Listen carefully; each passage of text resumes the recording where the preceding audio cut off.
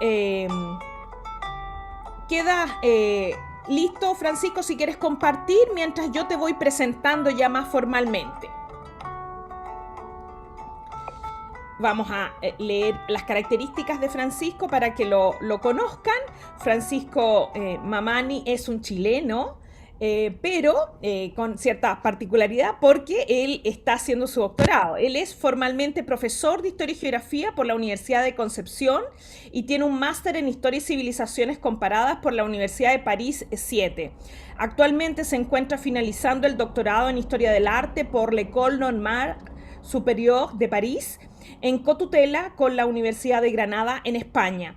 Su investigación la ha podido realizar con ayuda de la Beca Chile, el Instituto de las Américas e Iris Estudios Globales de la Universidad París Ciencias y Letras. Posee además una especialización en carpintería histórica hispánica por el Instituto Andaluz de Patrimonio Histórico.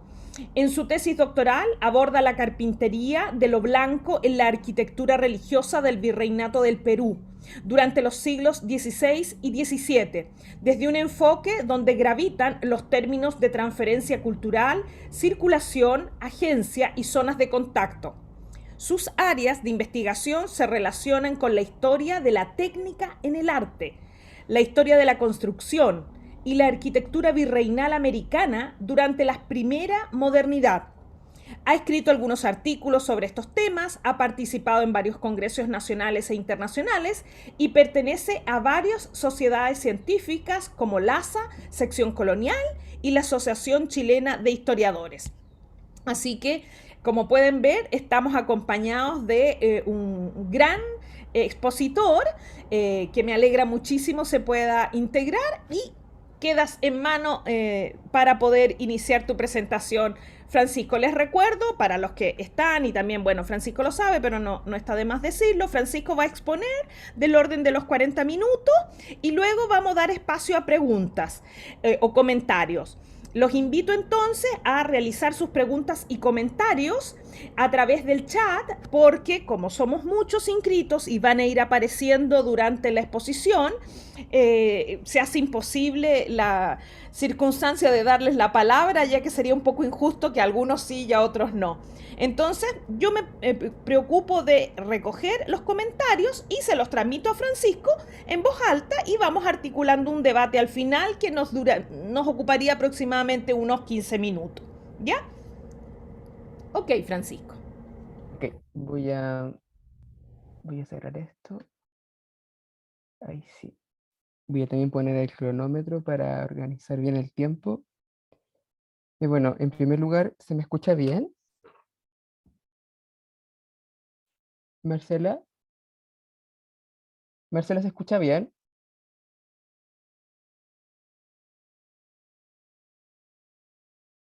¿Se me escucha? No sé si se me escucha. Sí, sí, se escucha, perdón, estaba silenciada, no me había dado cuenta. Ya, no hay problema, era solo porque tenía duda de eso. Sí, se Bueno, escucha y se ve perfecto. ok, entonces voy a empezar. En primer lugar, agradecer a Marcela y a la Universidad de Valparaíso por esta oportunidad de poder contar uno de los temas que más me apasionan y que son centrales dentro de mi formación como historiador del arte. En primer lugar, el tema del arte mudéjar y el legado andalusí son dentro de las investigaciones que se hacen en España y bueno, y también en otros lugares de América, uno de los temas que tiene bastantes puntos de conflicto a la hora de su definición.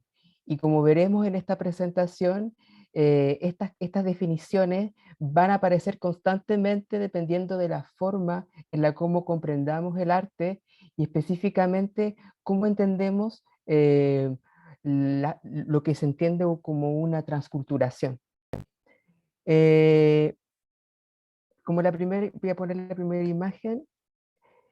En primer lugar, me gustaría como desmontar ciertos conceptos que son importantes para poder entender esta presentación. En primer lugar, la presentación tiene dos partes. Una parte que es más bien introductoria que nos permite situarnos en esta otra mirada de la Edad Medieval, en este caso de la época de la península ibérica, comprendida en el periodo de Al-Ándalus y de las Españas medievales. Y por otro lado, vamos a acercarnos a América, pero unidos por esta especie de legado andalusí que va a vehicular estos dos territorios que, como bien sabemos, están conectados no especialmente por el arte, sino que por la colonización y la conquista. Entonces, en primer lugar, me gustaría hablar de este tema de las mitologías de Al-Ándalus y de las Españas medievales. Muchas veces cuando estudiamos o hemos leído en, en- en investigaciones o en documentales o en una serie de fuentes que son de carácter divulgativo, encontramos el típico concepto de la España de las tres culturas durante la Edad Media, o el tema de la tolerancia. Son conceptos que aparecen recurrentemente dentro de la construcción histórica que se tiene hoy, bueno, o que se ha tenido de Al-Ándalus y las Españas medievales, que es lo que yo llamo como la España cristiana. En primer lugar, el tema del mito de la tolerancia es bastante antiguo. Y yo creo que en base a este tipo de desmontaje de mitología, podemos darnos cuenta de qué forma podemos entender el concepto de legado de Al-Ándalus. Para poder desmontar la tolerancia de este periodo, hay que entender especialmente que estamos en un territorio en donde hay específicamente una serie, es una zona que no existen fronteras naturales tan importantes como las que pudiesen existir como un océano o como una gran cordillera. La península ibérica geográficamente es una zona que, bueno, que hoy quizás no tiene que tiene una accesibilidad eh, para todas las personas que viven ahí de una forma al menos similar. Eso significa que las circulaciones que existen dentro de este territorio son constantes. Una de las particularidades de este espacio geográfico es que la península conecta Europa con el norte de África y también está insertada dentro de un espacio mucho más grande que es el mundo mediterráneo. Entonces estamos hablando de un territorio donde la circulación y donde la transferencia de objetos, formas de arte, motivos, es constante. Y esto no va a estar limitado por una cultura determinada. Con esto quiero decir que ni el Islam ni el cristianismo fueron capaces de poder limitar este tipo de circulaciones artísticas entre las culturas. Esto evidentemente se puede entender o se puede ver desde una perspectiva de riqueza cultural, pero es justamente en ese concepto de riqueza cultural donde aparece el término de la tolerancia.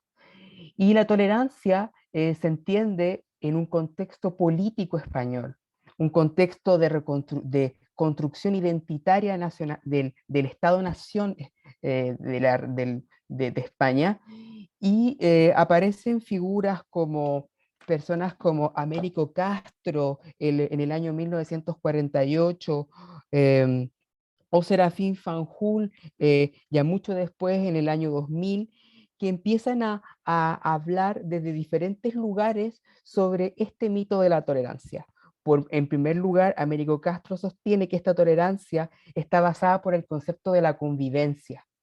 ¿De qué convivencia? De la convivencia de una población que tiene el control del poder y de minorías que están adscritas a este poder. Estas minorías, en dos momentos de la historia de la península y de la relación entre el Ándalus y España, aparecen. En primer lugar, ocurre cuando Al-Ándalus estaba en su mayor extensión, los cristianos eran una minoría, pero después de la conquista y de los avances de los reinos cristianos contra Al-Ándalus, también ocurre otro tipo de minorías. Y en esas minorías, además de la población, en este caso de la población musulmana que queda bajo control de los cristianos, también está la población judía. Y estas minorías que han recibido, que reciben varios nombres dentro de los periodos históricos, una de ellas es la población mudéjar. Los mudéjares son eh, musulmanes que pagando un tributo se les permite residir en un territorio cristiano. Estos mudéjares van a ser una minoría en algunas zonas de la península bastante importantes, por ejemplo, en la zona de Valencia o en la zona de Aragón, van a tener una importancia muy potente dentro de la población. En otras zonas van a ser minoritarias, pero al fin y al cabo, al ser minorías, siempre van a estar supeditadas al poder. Y por esta razón, el concepto de minoría es algo importante que tenemos que tener en cuenta a la hora de comprender cómo una minoría puede ser capaz de construir una forma de arte, que sería en este caso uno de los antecedentes para entender lo que es el arte mudéjar. Otro tipo de conceptos que aparecen dentro de este mito de la tolerancia y que se ha ido desmontando, especialmente con el comienzo de lo que se llama la transición política española, empiezan a haber otros cuestionamientos sobre esta tolerancia y sobre este mito de que Al-Ándalus y las Españas medievales vivían en una especie de convivencia fraternal y donde no habían problemas.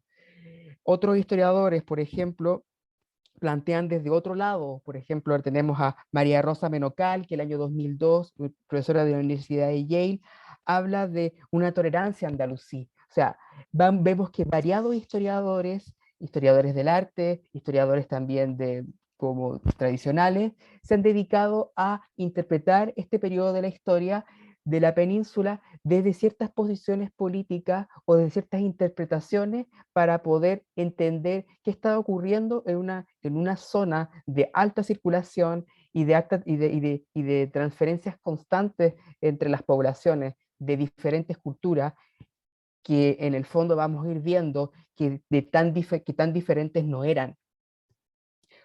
Otros historiadores, por ejemplo, van a plantear la idea de la coexistencia o de la cohabitación. Especialmente aquí tenemos historiadores como Emmanuel Tissier de Mesnil, que es de Francia, Joseph Pérez, Eduardo Manzano, que hablan de esta idea de la coexistencia, de la cohabitación, que da un cierto matiz a la idea de cómo se vivía en la península durante el control de los cristianos. Una cohabitación, una forma de vivir, pero que evidentemente implicaba la existencia de problemas, o sea, las relaciones entre la violencia, la paz, se mueven constantemente en este periodo y que evidentemente todo el tiempo van ocurriendo negociaciones entre los diferentes niveles sociales que permiten que la gente pueda vivir en el lugar en el cual están. Eh, pero esto tampoco quizás ha sido la respuesta para poder entender lo que ocurre en la península ibérica durante la Edad Media y específicamente durante la Baja Edad Media. Una historiadora que es Maribel Fierro habla de la idea de la conveniencia y que yo encuentro que es bastante asertivo a la hora de entender qué está ocurriendo en la península. Para Maribel Fierro, los conceptos como coexistencia y específicamente el concepto de convivencia tapa las inegalidades estructurales que existen en la península. Entonces, la forma más práctica que esta historiadora analiza esta situación es a través de una relación de conveniencia, que bueno, y la conveniencia es específicamente las necesidades que tenemos que los diferentes grupos de la península, tanto estas minorías como los que estaban en el poder, como los judíos que tenían otras funciones en relación a la economía, o algunas minorías como los mudéjares que podían ofrecer la mano de obra, eh, podían servirse entre todos y poder funcionar esta sociedad medieval, tardo medieval. Como vemos que al final que esta necesidad incómoda como diría Chris Lowney, sobre esta conveniencia que en la península hace que se produzcan eh, objetos materiales, productos culturales bastante interesantes.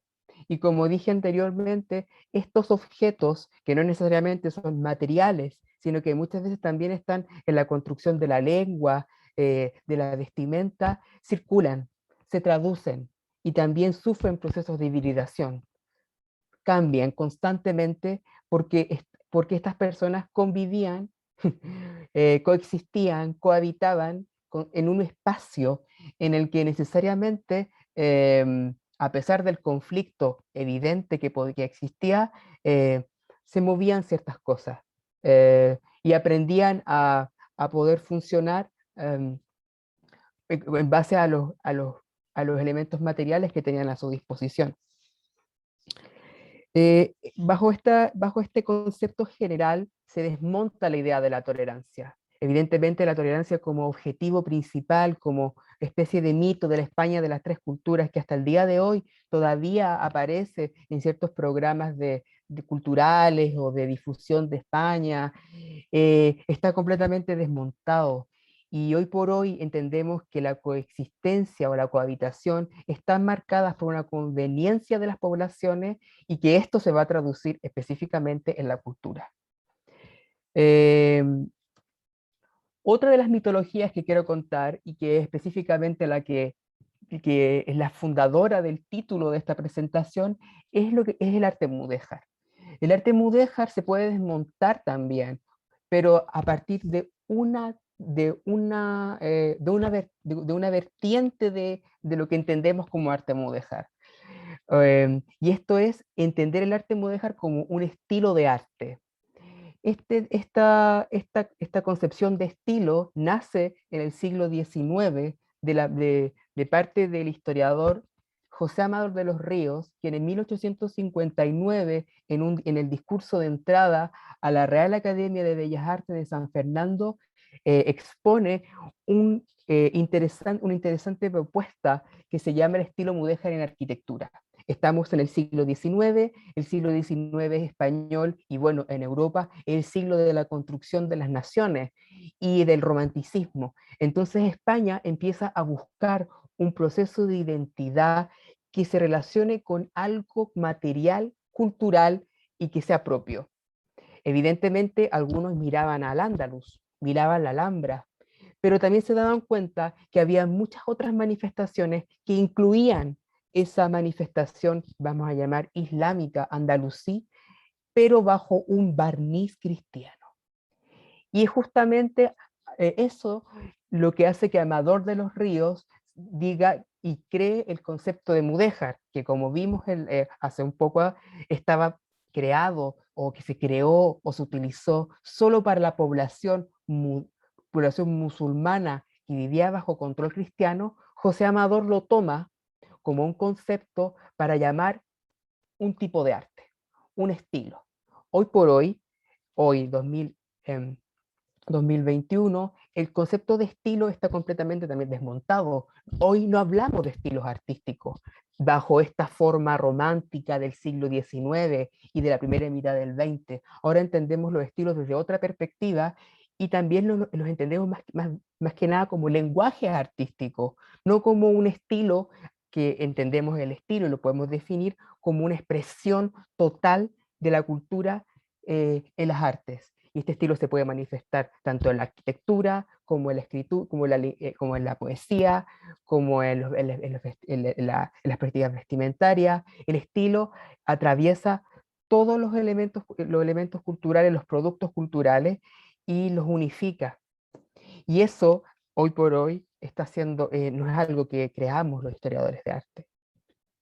Entonces, José Amador de los Ríos, a partir de esta propuesta, dice que el mudéjar es un estilo castellano-español. Evidentemente, José Amador de los Ríos se abandera y crea y le entrega a la población española un estilo propio, castizo como llaman ellos, un concepto que les permita sentirse identificados cristianamente, pero con estos elementos exóticos que en el siglo XIX eran muy importantes. que eran estos elementos que tienen que ver con el orientalismo y la presencia de la Alhambra como punto central de esta relación romántica que había entre lo cristiano y lo andalusí.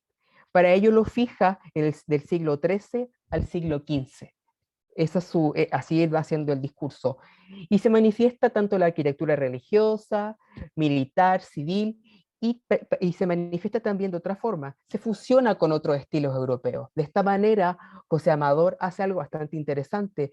Genera continuidades y genera formas de poder insertar este estilo absolutamente nacional con otros estilos que son conocidos como los estilos internacionales, como el románico, como el gótico, como el renacentista, e incluso mucho más, algunos llaman incluso con el barroco.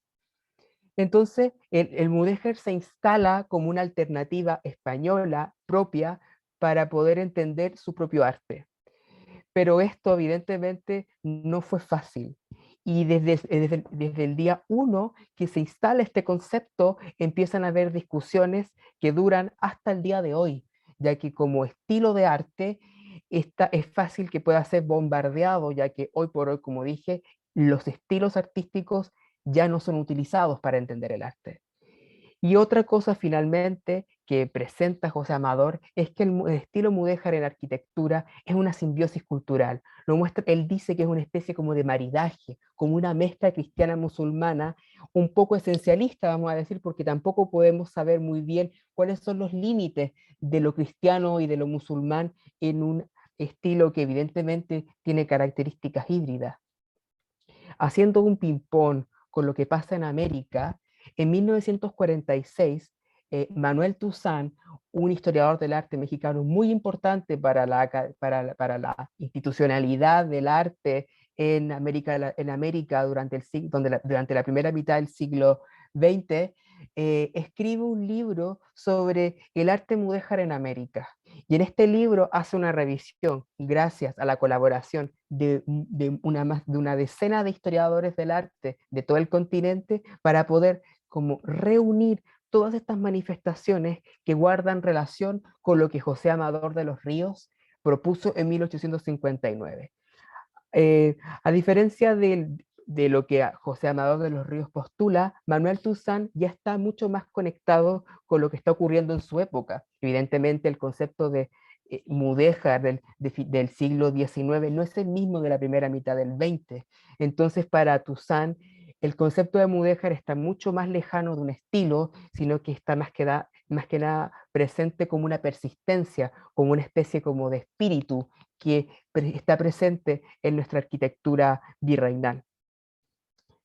A continuación, voy a presentar uh, unas nuevas visiones para entender el legado de Andalucía en las artes. Partiendo de esta construcción que vimos al principio, bastante teórica, y sobre los orígenes del concepto y lo problemático que puede ser hoy entenderlo como estilo, el arte mudéjar ha tenido diferentes perspectivas de estudio. En esta oportunidad veremos dos. La primera la hace Gonzalo Borrás, que es un historiador del arte recientemente fallecido. Gonzalo Borrás, desde el año 75, empieza un trabajo de desmontaje del concepto de arte mudéjar y de un desmontaje que vamos a llamar positivo. O sea, lo desmonta, pero utilizando el concepto, no lo borra dentro de su producción. Como veremos en la próxima visión, que sí hay un desmontaje y una eliminación del término. Para Gonzalo Borrás, es importante que el término mudéjar se desligue y se vacíe de todo lo que pueda significar estilo y se empieza a convertir en un concepto que traduzca una realidad cultural.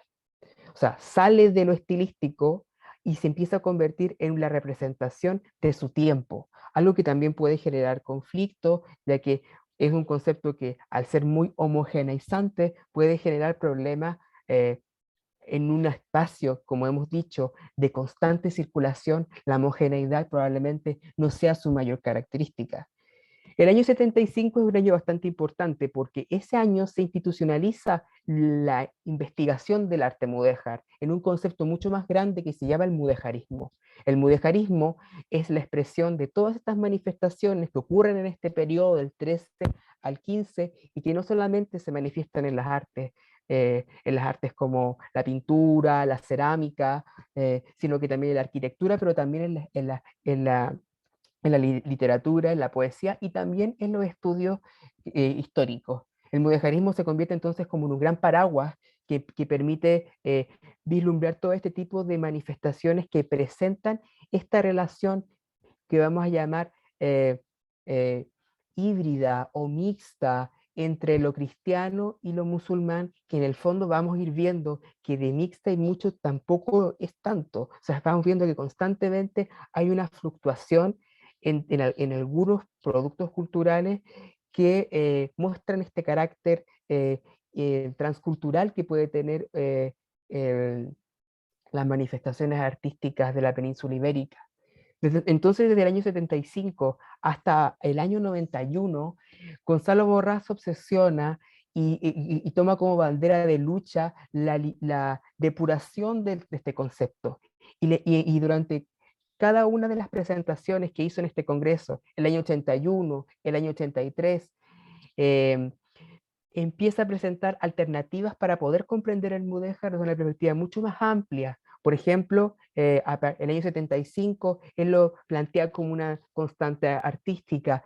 Para él en ese momento el mudéjar era más que un estilo, sino que una especie de permanencia que está ahí y que se manifiesta en el arte y que está dada por otros pensadores del momento que también pensaban que el mudéjar era como una especie de movimiento que es que aparecía en las artes hispánicas. El año 81, él habla de los factores de unidad.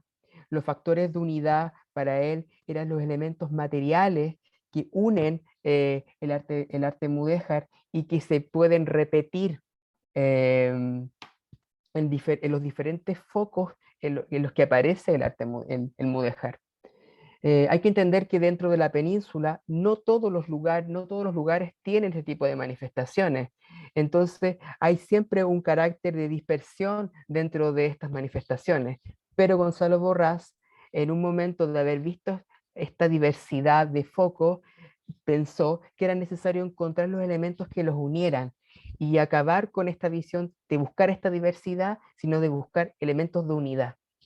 Y después, en el año 83, empieza a pensar en las ideas de los materiales y de las técnicas que aparecen artísticas que están presentes en el arte mudéjar, como por ejemplo la carpintería, la cerámica, la yesería, eh, y que están presentes en todos los edificios que han sido catalogados como mudéjares. Y aquí, en el año 83, él presenta algo muy importante. Él habla de lo que se llama el sistema de trabajo o la manobra. Y este concepto que él lo prueba, o sea, lo demuestra a partir de una investigación que hizo en Aragón con la figura del maestro Mohamed Rami, eh, eh, plantea que existe un sistema de trabajo que permite condensar todos los materiales y todas las técnicas de trabajo y que este sistema de trabajo que incluye trabajar la madera, trabajar la yesería, trabajar la cerámica, trabajar también los muros, la mampostería del edificio, todo es parte de un pack que se llama la manobra y que los maestros mudéjares eran capaces de controlar ese saber.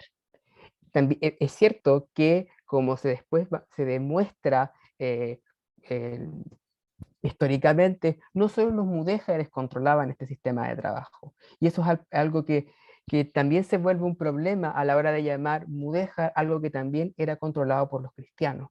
Entonces vemos que el término tiene unos encajes que no siempre son fáciles de comprender a la hora de querer llamar algo que presenta todas estas características. Ya el año 90, Gonzalo Borrás sistematiza su saber y publica el libro El arte mudéjar, y ahí especifica y retrae y condensa todas estas reflexiones que desde el año 75 él venía haciendo. En 1991, y con el auge de la vertiente americana del mudéjar. Hablemos de que año 91, año 92, quinto centenario de la llegada de los españoles a América. Hay todo un tipo de celebraciones y de miradas que intentan unir, evidentemente bajo una perspectiva política de España hacia América, los elementos que unen o las dos culturas, y uno de ellos es el arte mudéjar. Para Gonzalo Borrás, en esta primera instancia, el arte mudéjar americano era una persistencia, era algo que ya escapaba de los límites cronológicos de lo que él entendía como realidad cultural. Otra perspectiva para poder entender el legado de Andalucía en las artes está también en las artes y en las arquitecturas aljameadas. Este concepto no es mío, sino que proviene del historiador del arte Juan Carlos Ruiz Sousa. Juan Carlos Ruiz Sousa, el año 2004, comienza también, vamos a llamar como un apostolado, para poder cambiar las visiones que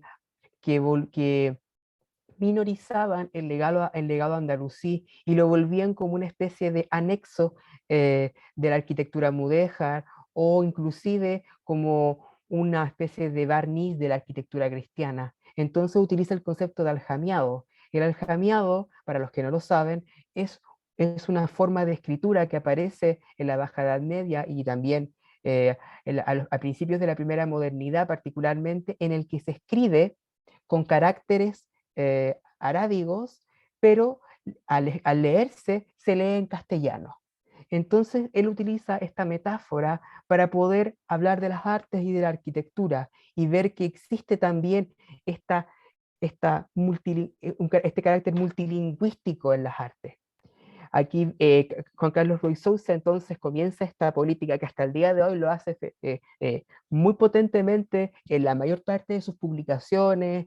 Podemos encontrar videos de él en YouTube, donde evidentemente él hace una política que denuncia el carácter estilístico del mudéjar, ya que para él eh, este carácter estilístico, a pesar de los esfuerzos de Gonzalo Borrás, dentro del lenguaje popular y dentro de la forma en cómo la gente entiende este tipo de manifestaciones, sigue estando la marca del estilo y no probablemente lo que Gonzalo Borrás quería, sino que era darle un carácter de un concepto cultural y mucho más abierto a más manifestaciones que solo las artes. Juan Carlos Ruiz Sousa articula su pensamiento entonces bajo dos líneas. Una es la aceptación de la herencia de Al-Ándalus en la corona de Castilla. Y además de esta aceptación, de esta herencia legado, aparece la idea de insertar a Castilla dentro del lenguaje artístico internacional, y bueno, y aquí yo me comí una palabra, del lenguaje artístico internacional islámico que está presente en esta misma época en el Mediterráneo, porque Castilla y la península ibérica están insertas en esta región que en esta época, al menos la mitad de, esa, de ese espacio es musulmana. Entonces, evidentemente, como hemos dicho, es una zona de constante circulación y que Castilla tiene su papel dentro de estas transferencias. La imagen que vemos al lado es una imagen bastante interesante, ya que es una lápida que está, eh, que está en la ciudad de Villasana de Mena, en España, y esta imagen presenta como bajo relieve, bueno, lo que vemos como que sobresale, una imagen de la Giralda. La Giralda es la torre que acompaña a la Catedral de Sevilla, pero que originariamente era un minarete de la época almohade, o sea, de la época andalusí en Sevilla, y que producto de la conquista de la ciudad y de la construcción de la catedral sobre la mezquita, queda ensamblada dentro de este complejo que hoy tenemos en Sevilla. Pero esta persona, este hombre que es Sancho Ortiz de Matienzo, en 1499, construye su lápida sepulcral con esta imagen. Eh, Evidentemente, Sancho Ortiz de Matienzo es un cristiano, pero utiliza este referente y que nos demuestra este carácter de la aceptación de lo andalusí en Castilla. Otro de los elementos que podemos encontrar aquí es la almohada de la reina Berenguela. Esta almohada es del siglo, bueno, es del siglo XIII em, y tiene una característica bastante interesante porque, bueno, la reina Berenguela es una reina muy importante, una reina castellana de la época medieval, y este sería su cojín, pero era un cojín que evidentemente no era cristiano, por lo que podemos ver a simple vista. Era un cojín que tiene, como vemos en la imagen, como del diseño del motivo. Este motivo es un motivo tradicional de la zona, y la zona iraní, de la zona persa. Estas dos figuras, que son las típicas figuras de una escena cortesana, vemos aquí una persona que está tocando un instrumento y al otro lado vemos al parecer otra persona que está bebiendo. Es una escena que no tiene al parecer nada de cristiana. Además vemos alrededor una franja que dice no hay divinidad, no hay más divinidad que Dios. O sea, pero está escrita en árabe. Y además, en la parte que vemos al lado, en la parte de las bandas que están en esta almohada, encontramos otras inscripciones que dicen la bendición perfecta. Así como vemos, podemos ver aquí cómo lo material ya es parte también es parte constante de la cultura cristiana. Otro de los elementos acá es la enagua Virgen de Pajares, que el año 2002, al limpiarse su ornamentación, se encuentra debajo esta enagua. Esta enagua, como vemos, es una enagua del siglo XV y que según la investigadora Purificación Marineto, dice, bueno, es de origen nazarí. De hecho, vemos aquí una especie de tiraz, esta banda que aparece aquí al lado, que dice, Gloria a nuestro Señor el Sultán, pero que estaba debajo de la ropa de la Virgen durante mucho tiempo. Otro de los elementos que vamos a encontrar aparecen también en la arquitectura. Uno de ellos acá, vemos aquí el Real Alcázar de Sevilla, y dentro de las tradiciones islámicas y sobre todo de la dinastía nazarí, que es la dinastía que gobierna Granada, vemos también la decoración epigráfica de los muros. El rey que construye este palacio, que es el Real Alcázar de Sevilla, en esta relación de admiración y también de demostración de poder, imita esta forma de decoración epigráfica e inscribe, como vemos abajo, la frase: al muy alto y noble y muy poderoso y muy conqueridor don Pedro, que la gracia de Dios, rey de Castilla y León, mandó hacer estos alcázares y estos palacios y estas portadas, que fue hecho en la era de 1402 años. Además, vemos otro tipo de cartelas que muestran la frase típica de la dinastía nazarí, que es la frase Wala, Wala Galiba Ila Alá, que es no hay otro Dios más grande que Alá, y que nos muestra también esta conexión entre el mundo andalusí y los territorios cristianos. La otra imagen que vemos, que para poder entender el legado de Andalucía en las artes, tiene que ver con las cúpulas. Las cúpulas son fundamentales en el mundo islámico. A su mano derecha está la cúpula que corona la sala de Comares en la Alhambra, una cúpula que es impresionante, que muestra los niveles del cielo dentro de la cosmovisión islámica. Pero a su mano izquierda vemos la cúpula cristiana, vamos a llamar, del salón de embajadores de los reales alcázares de Sevilla, una manifestación también como impresionante de esta importancia de coronar los espacios más importantes de un palacio con este tipo de cúpulas. También vemos otro tipo de construcciones que están relacionadas con la técnica de la carpintería de lo blanco. A la mano izquierda vemos la armadura de la Cuba del cuarto real de Santo Domingo en la ciudad de Granada, y a la mano derecha está la armadura de la capilla de Santiago de las Huelgas de Burgos del siglo XV, ambas construidas eh, algo paralelos en el tiempo.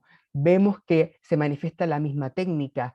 Si podemos ver, por ejemplo, en la utilización de estrellas de 8, y la utilización también de la técnica que se llama apeinazada en la carpintería, que es la forma de ensamblar los bloques de madera unos con otros sin utilizar clavos. Estas técnicas, una, se construye en la Granada nazarí, o sea, en la Granada islámica, y la otra está en una capilla en el convento de las Huelgas en Burgos. Y para finalizar, estas relaciones nuevas que tenemos para poder comprender las artes y intentar ver en todo momento que esta relación entre lo islámico y lo cristiano no estaban separadas y que es necesario verlas en una visión de conjunto y verlas en una especie de constante comunicación entre ambas, se manifiesta en esta pintura de Pedro Berruguete, que hacia 1500 pinta a la Virgen de la Leche. Y en este cuadro, en esta pintura, podemos ver varios elementos que muestran la inserción de la carpintería de lo blanco. Vemos arriba una estrella de lazo que tapa, que hace como de artesón de techo plano de esta Virgen, y a los lados también vemos todos los elementos que nos hacen pensar en el Renacimiento, como las columnas que están al lado, pero atrás vemos de fondo el gótico. Y así que vemos este carácter multilingüístico de las artes que aparece en el siglo XV en España y que nos va a permitir entender cómo la inserción y la integración de todos estos lenguajes hacen que lo andalusí no se pierda, sino que se inserte en un lenguaje mucho más grande que es lo ibérico. Y es a partir de ese carácter ibérico que podemos entender el legado andalusí en América. El legado andalusí en América eh, tenemos que entenderlo a partir de las condiciones de llegada del legado. La cultura material y el imaginario visual aparecen aquí para poder entenderlo. Y bajo estas lógicas tenemos variadas perspectivas para poder entenderlo. Uno es a partir de la transculturación. Tenemos a Ramón Gutiérrez y a Tomás da Costa Kaufmann que dicen que la llegada de estos elementos andalusíes se transculturan. ¿Eso qué quiere decir? Que se vacían de su contenido original y son resignificados en el territorio en el cual llegan. Y eso es muy importante a la hora de entender esta cultura material, las técnicas de construcción y el imaginario visual.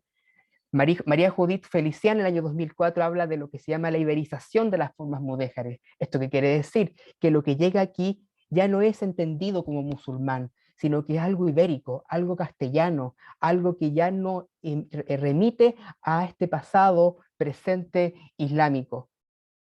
Fernando Martínez Mespral también sugiere en estas perspectivas globales de la arquitectura una americanización de las formas mudéjares. Estas formas se vuelven americanas y están insertas en diferentes manifestaciones dentro, específicamente en la arquitectura. Y finalmente tenemos la visión de Peter Burke, que habla de la hibridación, de este carácter mixto que pueden tener estos productos culturales, estas manifestaciones que aparecen en América.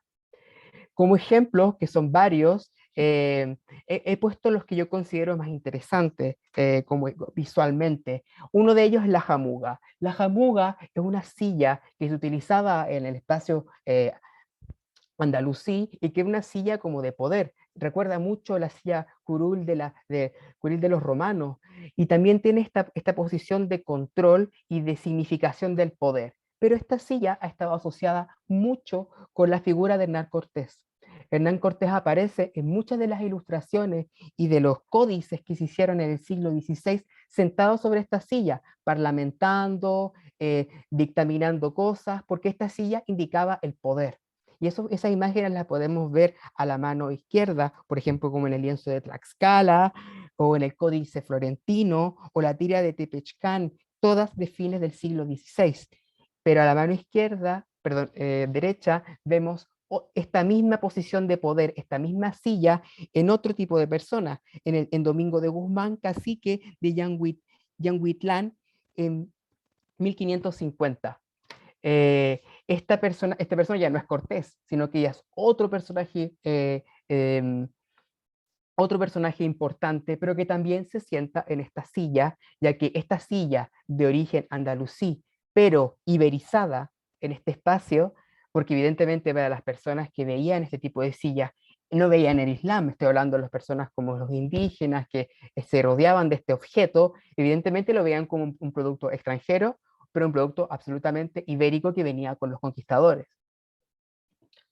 Otra de las manifestaciones, que es la que me toca a mí particularmente, ya que es el tema que yo trabajo en mi tesis doctoral, es la carpintería de lo blanco. Podría estar hablando muchas más horas sobre esto, pero aquí muestro solamente algunos elementos fundamentales de esta carpintería de lo blanco, esta técnica de construcción que vimos que aparece en la península ibérica durante el siglo XIII al XV y se manifiesta también en América en el XVI y en el XVII, e incluso después hay algunas construcciones que repiten esta técnica de construcción.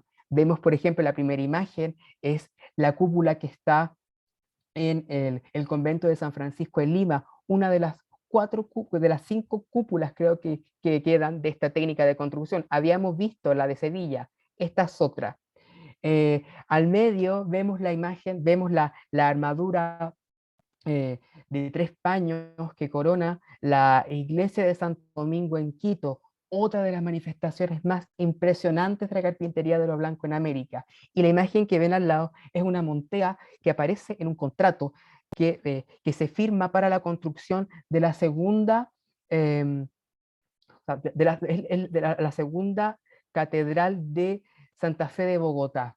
Vemos aquí en este documento cómo está diseñada la montea, que es la montea, que es el diseño que permite construir las partes de esta armadura. En este caso se muestra la montea de la capilla mayor y cómo este va a ser ochavada, es decir, que iba a ser una figura octogonal con 8 caídas, 8 paños.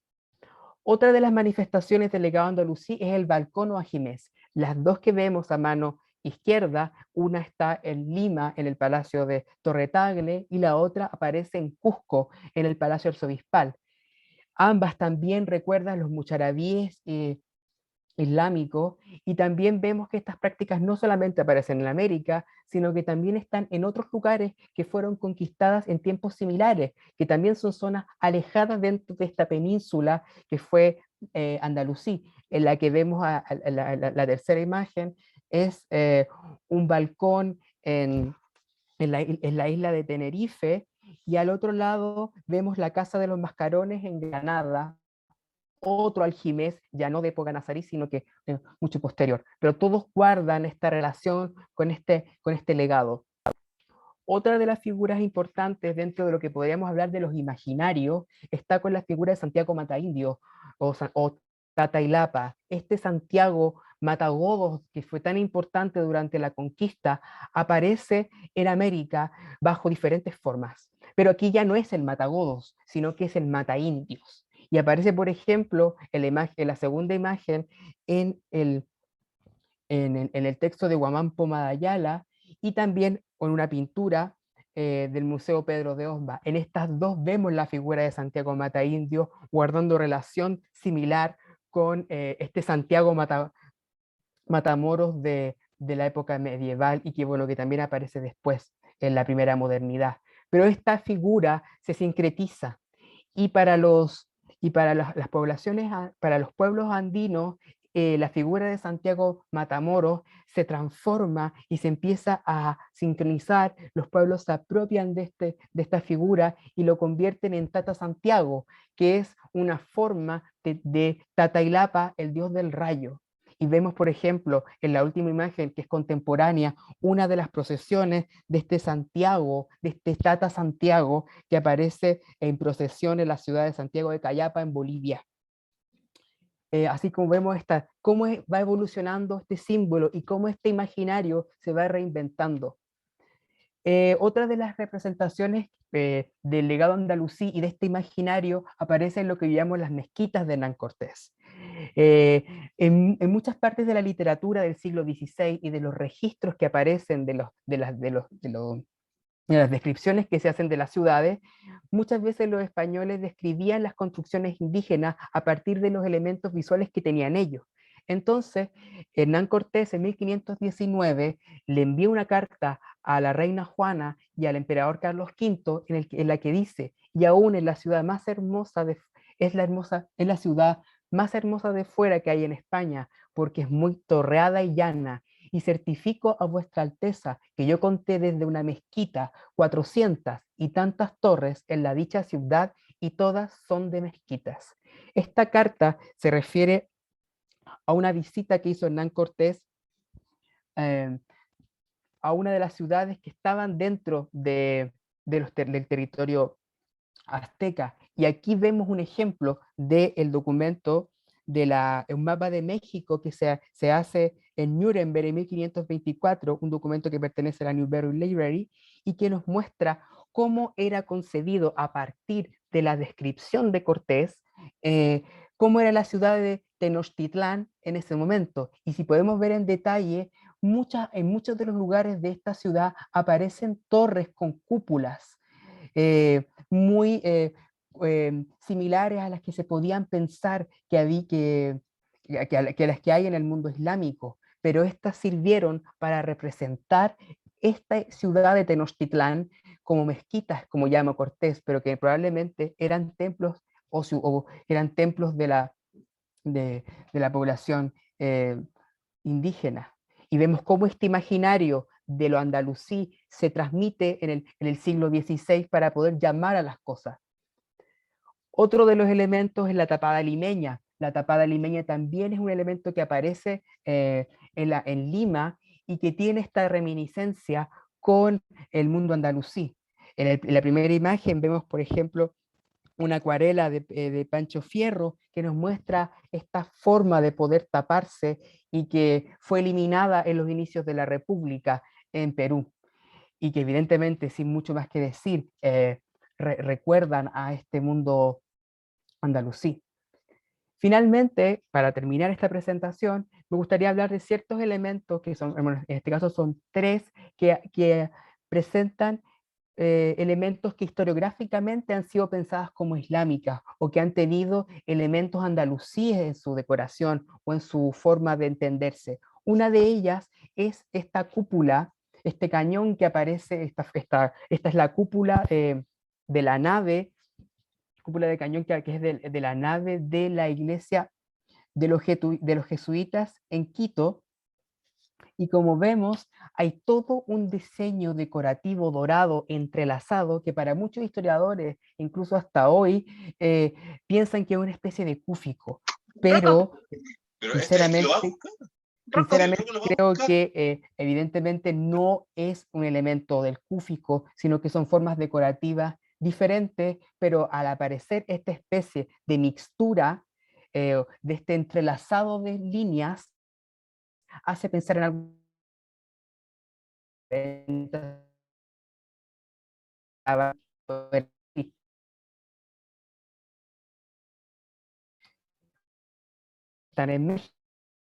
izquierda está el coro de la iglesia, de la catedral de Puebla, y en este coro aparecen diseños también similares a los que vimos en la catedral, en la iglesia en Quito, este entrelazado, y que ha hecho pensar a muchas personas durante el siglo XX que eran reminiscencia o permanencia de este legado andalusí, mudéjar en la arquitectura virreinal. Y finalmente el otro elemento que se contesta es la Capilla Real de Cholula, que para quienes puedan después verificar, es muy similar visualmente a la Mezquita Catedral de Córdoba, con esta forma de explanada llena de cúpulas y de columnas que hacen pensar en una especie de mezquita, pero que evidentemente no estamos seguros si en realidad tiene que ver o reviste un legado andalusí directo en la concepción de este espacio arquitectónico. Y para finalizar, como reflexión final, me gustaría citar un artículo de Carolyn Dent y Dana Leibson, que el año 2003 hablan de lo que se llama el engaño de la mirada. Y que con esto me gustaría terminar, y que es algo importante que hoy por hoy, y no solamente con el legado de Andalucía en América colonial, sino que en otras manifestaciones del arte es importante tener en cuenta. que todos estos conceptos o todas estas manifestaciones culturales que tienen un carácter híbrido, que presentan elementos de mixtura, muchas veces nosotros solo vemos lo visual, solo vemos lo que tenemos a simple vista, y muchas veces las cosas han sido catalogadas a partir de lo que se ve. Y estas historiadoras nos dicen que hay un engaño en la mirada y que evidentemente una cosa que visualmente puede significar algo, en su materialidad esconde otra. Y que más allá que el legado andalusí visiblemente pueda aparecer en las armaduras de Parinudillo o en otros elementos que hemos mencionado dentro de esta presentación, en el caso de América, los materiales con que fueron construidos, la mano de obra que permitió la construcción de todos esos elementos, de esas sillas, de ese coro, fueron manos americanas. Entonces, ¿hasta qué punto eso que nosotros llamamos como andalusí, mudéjar o legado de lo andalusí es realmente algo ibérico o es algo realmente que conecta con ese pasado? Yo dejo la duda y esta interrogante de pensar mucho más allá de las cosas, de lo que vemos y de lo que puede engañarnos la mirada, porque porque esa materialidad, esa madera, esos clavos, esas manos, ese trabajo estuvieron hechas o con manos americanas, y es a partir de ahí donde también tenemos que valorar cómo entendemos la historia del arte, cómo entendemos la cultura material y cómo entendemos también los imaginarios que construyen nuestra América colonial. Así que bueno, con eso termino. Muchas gracias. Perfecto, muchísimas gracias Francisco. Gracias por ahí, podrías dejar de compartir de manera de hacer el diálogo en horizontal, digamos. Ahora los invito a hacer preguntas o comentarios. Yo entiendo lógicamente que el marco teórico desde el que Francisco se pronuncia sobre el tema puede resultar un poco denso para quien nunca se ha aproximado a estos temas con esa plataforma, pero hay que decirlo, el arte requiere mucho marco teórico, ¿ya? Sin embargo, creo que igualmente Francisco logra transmitirnos una idea actualizada sobre el tema, lo cual lo hace una muy rica presentación. Ya ustedes con esta síntesis, digamos, tienen una mirada del año 2021, digamos, no una mirada de 1975, cuando fue creado el concepto, como muy bien fue explicando Francisco. Vamos a ver si hay alguna pregunta o alguna duda. Yo tengo alguna que me surgió inquietud mientras te escuchaba y que puede ser interesante comentarla si es que no hay. Voy a mirar. Bueno, felicitaciones, les gustó, muy interesante, gracias por sus palabras, porque eso obviamente es una motivación de agradecimiento a quien gentilmente quiso colaborar con esta iniciativa. No veo preguntas, entonces creo que puede ser interesante una pregunta mía o un comentario. Y es que, Francisco, entonces, bajo esta angulación que tú propones, en realidad, aunque podemos hablar en términos de tipificación de arte mudéjar, en la práctica, más bien, esta tipificación es una construcción contemporánea, no es de la época. En la época hay un estilo, no sé cómo decirlo, hay un lenguaje que aflora espontáneamente en la sociedad y que es este lenguaje hibridado, digamos, entre el elemento árabe y el elemento cristiano, más que obedecer a una suerte como de escuela de pensamiento formadora de artistas. ¿Qué opinas tú? Sí, yo creo que bueno, en ese sentido el mudéjar es una construcción historiográfica. O sea, unos señores se sentaron y dijeron que esto se va a hacer de esta manera y que este concepto se va a utilizar para llamar este tipo de manifestaciones. Pero evidentemente, como dices tú, no había como una escuela. Era algo era un saber que podemos decir que compartían. las personas que vivían en la península, pero también es cierto que existían otras formas también de expresarse. También vemos que esta también es la época de las catedrales, o sea, también aparecen otro tipo de manifestaciones artísticas que no necesariamente eh, quitan que una cosa con la otra, convivían dentro del mismo espacio.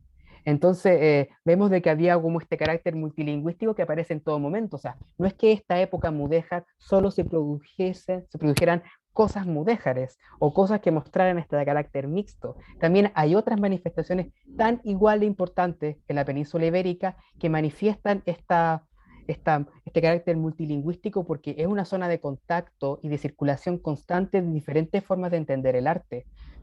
En América, evidentemente, la cosa se complica porque ya empiezan a ver, porque en América ya hay una intencionalidad en la forma de construir. Ya no es simplemente algo que se haga, sino que se decide hacer.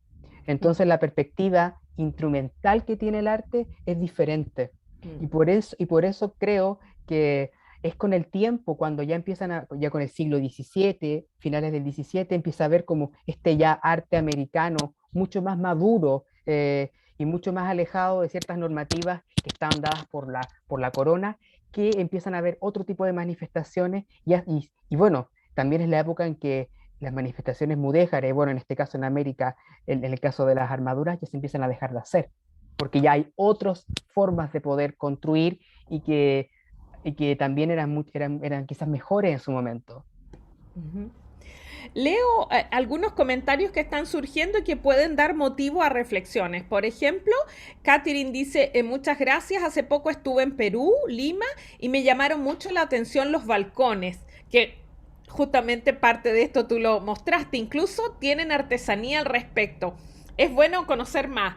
Tú mostraste algunos balcones a modo de ejemplo. No recuerdo de memoria, pero ¿de dónde provenían?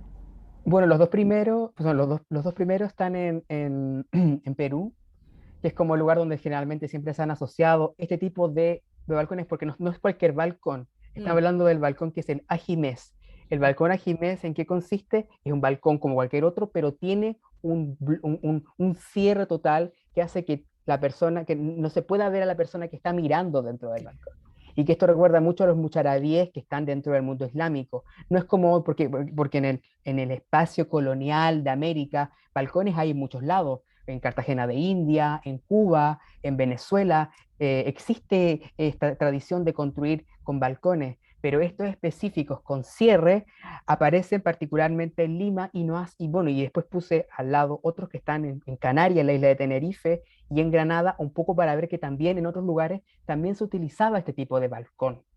Eh, Como referente, como para ver cómo intentando hacer constantemente este ping-pong entre lo Sí. que pasa allá y lo que pasa acá, para ver que en realidad era una cosa que no es esencialista, o sea, no se puede, está mezclada todo el tiempo. Es algo que es importante que tengamos en cuenta porque muchas veces para entender este tipo de cosas, los profesores, la forma de enseñar, implica separar las cosas para poder entender las particularidades de cada uno de estos artes, pero en la práctica están mezclados y ahí está el problema, porque ocurre lo que dije al final, que el ojo engaña y que Mm. vemos una cosa, pero que en el fondo está escondiendo otra.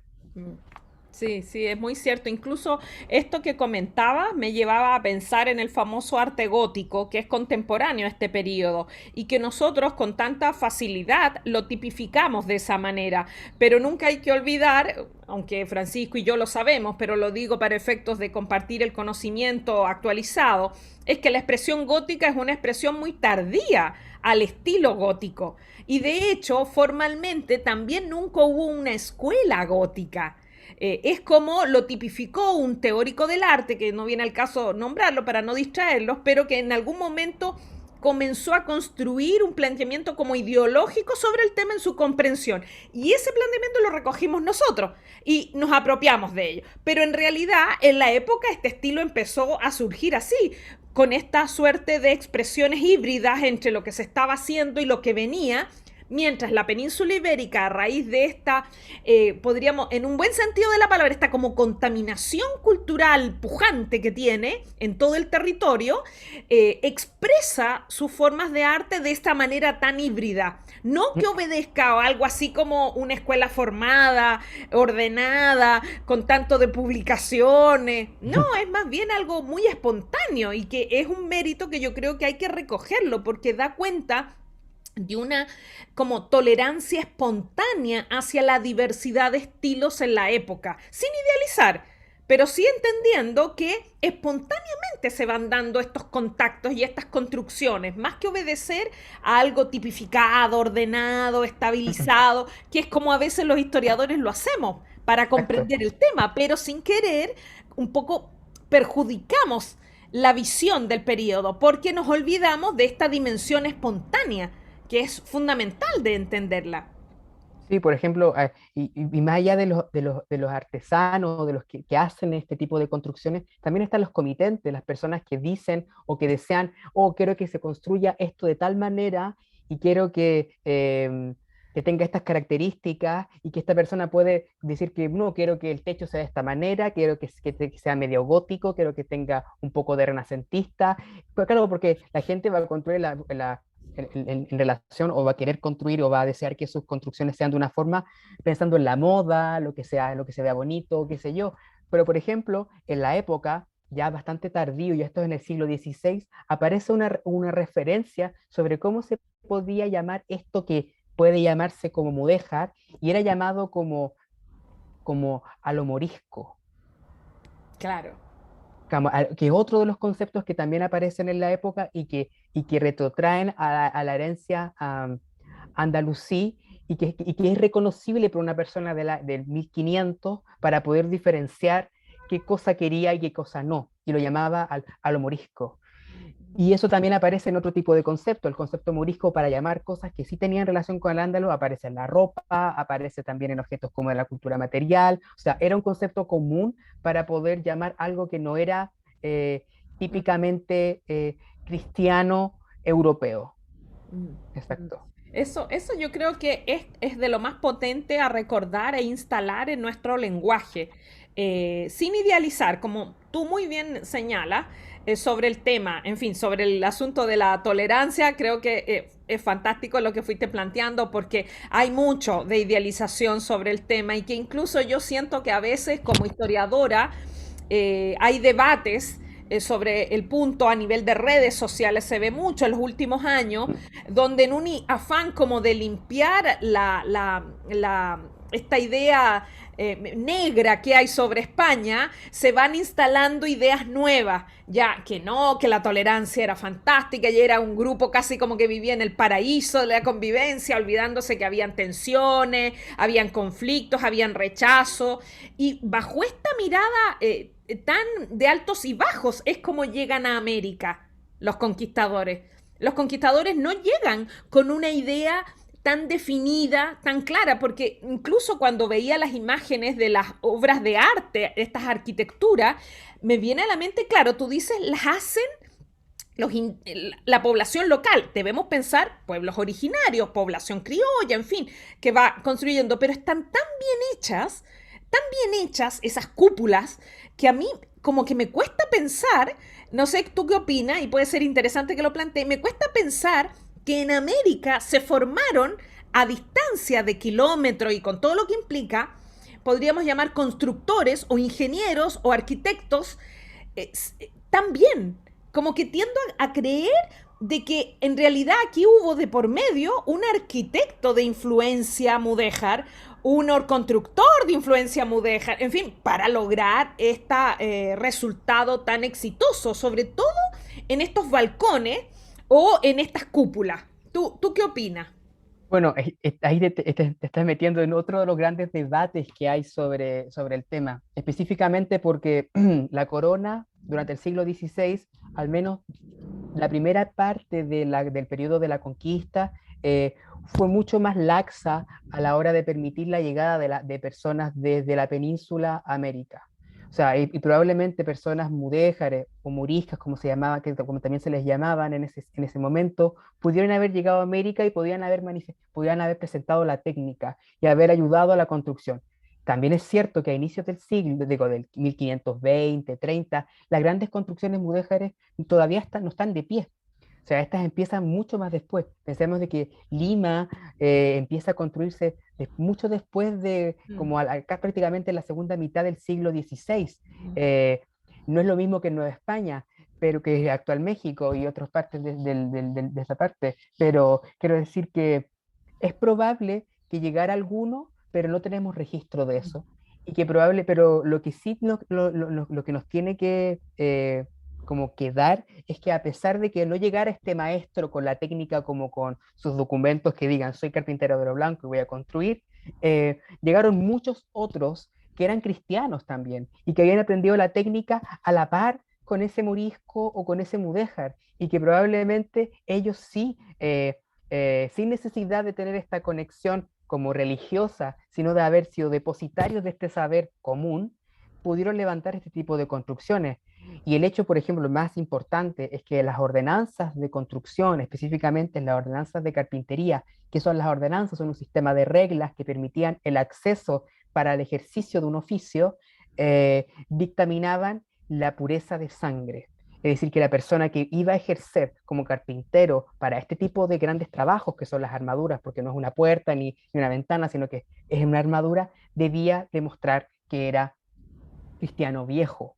Entonces, eso ya también puede segmentar y limitar el acceso a personas que quizás no no podían demostrarlo y que finalmente va a quedar en el anonimato de si esta persona sí o no puede haber tenido como sangre o no morisca o islámica por sus venas. Yo creo que lo que tenemos que tener como quedar es que finalmente son españoles y son europeos quienes construyeron esto y que más allá de dónde esa vertiente puede haber llegado, es una forma ibérica de construir que se instala en América, tomada de este legado, por supuesto, porque por esa razón yo hago esta presentación como de larga duración para poder ver que una cosa conecta con la otra y que esta transculturación ocurre en la técnica y bueno, y en otras manifestaciones.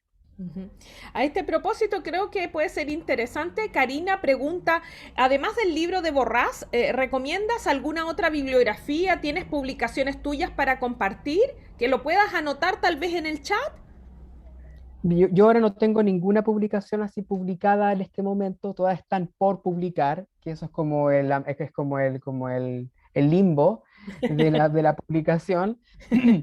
Pero, por ejemplo, hay libros como el de, bueno, para todo lo que tiene que ver con arte mudéjar, desde la perspectiva, vamos a llamar, de Borrás, está toda la literatura de Rafael López Guzmán, que es muy fácil de poder buscar en internet. Hay una gran cantidad de artículos que están en línea de él y que se puede fácilmente seguir su trabajo, pero es de la línea de Borrás. Los otros artículos que son de la línea de Juan Carlos Ruiz Sousa también son fáciles de descargar en internet, es solamente cosa de poner su nombre en línea y van a aparecer.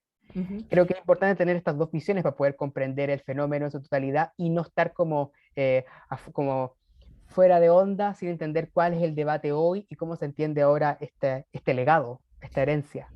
Para hacer un aporte en este sentido, les voy a compartir, me permito, yo sé que igual es público, Francisco, el Instagram de Francisco, porque ahí se los compartí. Francisco, ese Instagram es, podríamos decir, como académico.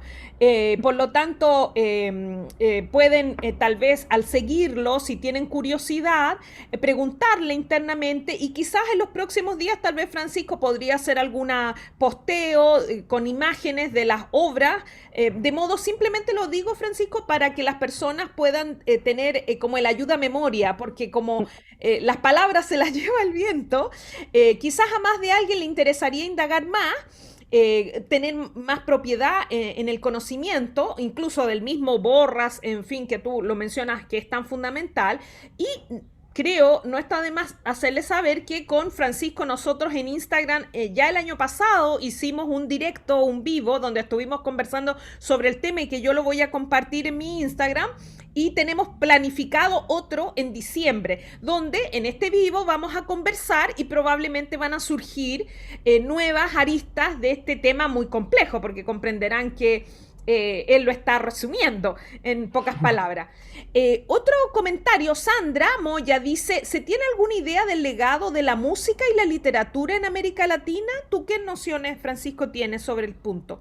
Yo conozco poco sobre la literatura y la música, como para decir, sé que, por ejemplo, más que una influencia quizá en la forma, algunos temas Mm, del morisco aparecen en la literatura, como en la literatura eh, moderna, de la literatura colonial, como sobre todo utilizando siempre el morisco como este peligro, porque no hay que olvidar que a finales del siglo XVI empieza a cambiar la figura del morisco y el morisco se empieza a convertir como una especie de enemigo interno para mm, la monarquía hispánica. ya. Entonces eso llega también a Lima y a las ciudades importantes del virreinato y empieza a haber una producción que también utiliza este imaginario del morisco relacionado con el turco, entonces empieza a ver todo como este motivo es recurrente, pero no conozco ningún así autor específico ni algún poema para que se venga a la cabeza, pero sí es utilizado, porque, sí, porque ya aparece también ese mismo tópico en la pintura. Vemos, por ejemplo, cuando vemos las imágenes de Santiago Matamoros, Santiago Mata Indio, esta imagen del indio eh, aparece muchas veces un indio y al lado también aparece como alguien con un bonete que recuerda como un bonete turco. Entonces hay como estos elementos que visualmente construyen el imaginario en la época.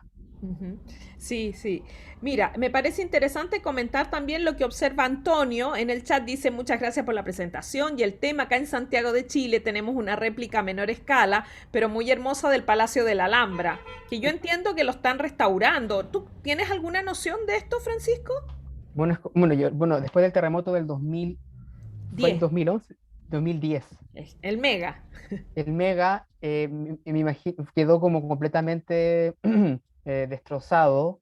Después, por lo que yo supe, gente entró a robar al espacio y se llevaron parte de las ornamentaciones que tiene este palacio, pero yo no sé si exactamente hoy existe un proyecto, siempre me imagino, o sea, he visto como vamos a iniciar el proyecto, vamos a hacer esto, vamos a hacer esto otro, pero yo no sé hasta qué punto hoy ese proyecto sigue en marcha. Yo hace mucho tiempo que no estoy en Chile, entonces tampoco sé Mm. muy bien cómo ha ido eso, solamente lo veo porque aparece de repente una noticia, pero lo que está claro que independiente de que si se construye o no, es que está abandonado Mm. y, y que la sociedad que se hace cargo de este espacio, porque este edificio no pertenece a nada específicamente gubernamental, así que es como una sociedad de artes que está al lado, tampoco yo creo que ha tomado el peso de lo que significa tener ese edificio, que hay que decirlo, es una de las tantas alhambras que hay en América que se construyeron en el siglo XIX, en esta época del romanticismo, donde estos magnates americanos, mirando hacia lo que estaba ocurriendo en Europa o en Estados Unidos, construían sus mini alhambras eh, en sus ciudades. Y el de Santiago no iba a quedar menos, iba a tener su propia alhambra. Sí, quizás ahí socialmente los que somos chilenos es importante que nos informemos y sepamos en qué estado se encuentra. Yo tengo entendido, como tú muy bien planteas, que está en abandono, que hay algunos proyectos, pero podríamos decir verbales más que reales, de restaurarlo. Más adelante, Sandra comenta aquí en Andalucía este tipo de balcones son muy habituales, pero también los he visto en otras regiones alejadas de España. Luego, Ángel menciona saludos desde Venezuela, excelente conferencia, soy profesor de historia del arte y he estado estudiando elementos del arte mudéjar en la ciudad de Coro, Venezuela. Mira qué interesante. La Gracias. catedral. Ya, la catedral. Ah, tú ya la ubicas. Sí, solamente la sí, sí, un poco. Algún día la conocerá en persona. Me Porque... encantaría. Aparte que en el terreno que hice, yo no pasé por Venezuela porque Venezuela mira hacia el Caribe, entonces eso hacía que se alejaba un poco de mi foco que es la zona andina. Mm, Pero, bueno, para poder investigar sobre todo lo que es el mudéjar en Venezuela, y que imagino que esta persona lo debe conocer, son las publicaciones de Gasparini, que es uno de los historiadores del arte más importantes que se dedicaron a trabajar Venezuela. Ujú. Perfecto. ¿Ve? Ahí yo creo que hay una buena iniciativa, Francisco, que te armaras un posteo en tu Instagram con la fachada, digamos, de algunos artículos o libros, de modo que queden grabados en tu tele, digamos, del Instagram, y la persona interesada, ahora que ya tienen su Instagram, puede ir a mirar y puede buscar a través del web ¿Verdad? aquellas Buena idea. publicaciones. Es una idea que yo de hecho Sí, la hago en el mío, porque las personas preguntan y digo, ¿cómo les transmito a todos? Y me he es dado verdad. cuenta que sacar un pantallazo de algunas obras sirve tenerlas como referencia en función de esto que estamos hablando. Y yo además hoy día saqué una foto, te la compartí, así que vas a poder tenerla y publicarla para que aquellos te ubiquen. Por último, Sandra dice, y influencia en la cerámica. Se puede ver también en América Latina cerámica similar al andalusí. ¿Tú qué nociones tienes o qué perspectiva tienes sobre el punto? De hecho, hay una tesis doctoral muy buena que hizo una de las historiadoras que yo menciono, que es María Judith Feliciano, y que ella trabaja con estos objetos de lujo, vamos a llamar, esta cultura material y las circulaciones de estos objetos de lujo, pero ella claramente hace un desmontaje de las formas que aparecen en estas cerámicas, y hace la relación. Yo creo que si esta persona conoce bien el caso de la cerámica de Puebla, se relaciona o puede como los historiadores han hecho como correlación entre la cerámica de Puebla y Maniza, en la cerámica de Maniza en España, que es la zona como cerca de Valencia, como por ahí, que es una zona donde solo se dedicó a los mudéjares a hacer cerámica, y que, bueno, es reconocida por Paterna, Maniza y Paterna, que eran ciudades que estaban cercanas, y bueno, la de Puebla de Los Ángeles, que también es muy reconocida, se ha intentado ver como conexiones. Porque, por ejemplo, el otro tipo de cerámica, que es la cerámica que es como ornamental, que aparece, por ejemplo, la cerámica de Sevilla, que es como la típica que después va a adornar la mayoría de los conventos en Lima o de ciudades importantes, también se le ha intentado buscar a veces como ese lado andalusí, pero lamentablemente este tipo de cerámica ya está mostrando otro tipo de decoración que es más bien renacentista, tiene otras vertientes que no necesariamente son las del mudéjar. Ujú. Perfecto. Muchísimas gracias, Francisco. Entonces, de esta manera concluimos esta sesión. Les reitero, agendar que la próxima reunión nos vemos el 11 de noviembre, siempre a las 10:30. Yo les voy a enviar un recordatorio, y si no pueden asistir, también envié al correo el detalle del Facebook del instituto, donde se van a estar publicando las sesiones que hemos hecho. Ya están publicadas las que se hizo el lunes, la del martes, y en los próximos días seguramente van a publicar la de Francisco, de manera que la puedan revisar por alguno de los aspectos que él trató. Y si no, también les recuerdo el Instagram, que es un espacio donde poder comunicarse directamente con Francisco para quienes tienen curiosidad e interés por seguir enriqueciendo su formación en este tema tan novedoso y tan importante en América Latina, digamos, que hay que, yo creo que, visibilizarlo más, porque la llegada de los españoles a América no fue una llegada tan homogénea y tan definida como a veces se cree. Me refiero desde el punto de vista de la cultura, ya, porque incluso cuando Francisco lo mencionaba, yo pensé en el ámbito culinario, que ahí hay otro, en la historia de la alimentación, ahí hay otra fuente de influencia. De hecho, la famosa empanada, Claro. que en América Latina hay miles de versiones de los países. Las personas, cuando no lo saben, tienden a creer de que solo se da en Chile o en Argentina, y no. Y a mí alguna vez me tocó estar en Argentina y decir, no, la empanada es algo típico. Estaba en Salta en un congreso de Argentina, y yo decía, pero ¿qué es? Si también se da en Chile. Y así yo sé que también se da en Bolivia, se da en Perú, se da en México, Colombia. Colombia también, en Venezuela también. Es un ámbito donde existe la teoría de que pudo haber nacido la iniciativa del concepto de la empanada en su realización en una influencia árabe Andalucía. árabe o musulmana, digamos. Mm. Así que ahí hay mucho que investigar, como podríamos dejarlo. Bueno, sí, como meter como algún tipo de, como de mezcla en una masa. No vamos a decir, bueno, yo creo que aparece en todas las culturas, pero probablemente que hay una conexión, seguro. Sí, sin duda. Muchísimas gracias, Francisco, y gracias a todos los que han asistido. Nos vemos en las próximas semanas y que tengan un buen desarrollo de la tarde. Chao, Francisco, y tu Chao. noche. Chao a Chao. todos. Chao a todos. Chao a todos.